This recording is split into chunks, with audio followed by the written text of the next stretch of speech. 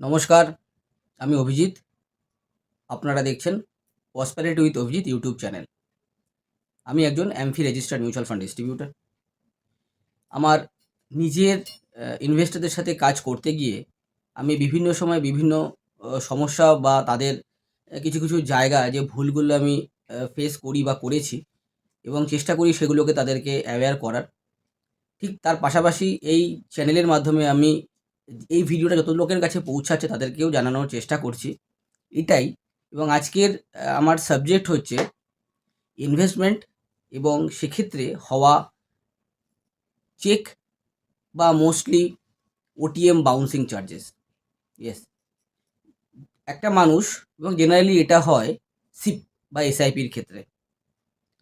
এবং এটার সবথেকে যে প্রবলেমটা আমি ফেস করেছি সেটা দেখা যায়, ধরুন একটা ইনভেস্টরের ২,০০০ টাকার বা ১,০০০ টাকার দুটো এসআইপি চলছে এবং অনেক ক্ষেত্রে দেখা যায় যে তার যে অ্যাকাউন্টটা ওখানে রেজিস্টার্ড আছে, যেখান থেকে টাকাটা প্রতি মাসে ডেবিট হচ্ছে, সেখানে থেকেই সে ইউপিআই করছে বা আদার্স ট্রানজ্যাকশান করছে।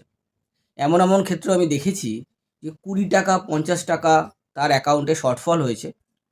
ওটিএমটা অটোমেটিক্যালি একটা চেকের মতন প্রসেস হলো আপনার এমএফ থেকে আপনার ব্যাঙ্ক অ্যাকাউন্টে হিট করলো এবং কখনো দেখা যায় একটা এসআইপির টাকা ফান্ড হাউস পেলো বা কোনো ক্ষেত্রে দেখা যায় দুটোই পেলো না, বাউন্স করলো।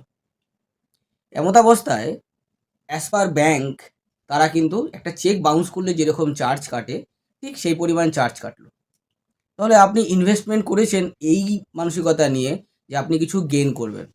এবার ধরে নিন আপনি ১,০০০ টাকা ইনভেস্টমেন্ট করলেন আর আপনি চেক বাউন্সিং চার্জ দিলেন ২৫০ টাকা।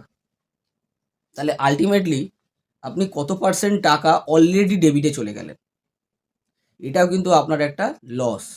তাই অবশ্যই আমার পার্সোনাল সাজেশন হচ্ছে, যদি আপনার যে দিনে শিপ থাকে তার অন্তত ৫ থেকে ৭ দিন আগে থেকে আপনার কাছে মেসেজ যায় এবং সেই জায়গাটা দেখবেন এবং চেষ্টা করবেন যে জায়গা থেকে আপনার ইনভেস্টমেন্টগুলো চলছে সেটা যদি আপনার প্রাইমারি ব্যাংক হয় তাহলে তো খুব ভালো, যেখানে আপনার স্যালারি বা আদার্স জিনিস আসে, তাহলে আপনার ইনভেস্টমেন্টের ক্ষেত্রে অনেক সুবিধা। এলস অন্তত পক্ষে রেগুলার বেসিসে ৫ থেকে ৭ দিন আগে সেখানে টাকাটাকে আপনারা পাঠিয়ে দেবেন যাতে করে কোনোভাবেই বাউন্স না যায়। তাহলে কিন্তু একটা লস আপনাদেরকে এক্সট্রা নিতে হবে, কারণ সেইটা রিকভারি করার পরে আপনি প্রফিট করবেন, এটা কিন্তু মাথায় রাখবেন। ঠিক আছে? Mutual fund investment is subject to market risk. Please read all documents carefully before investing.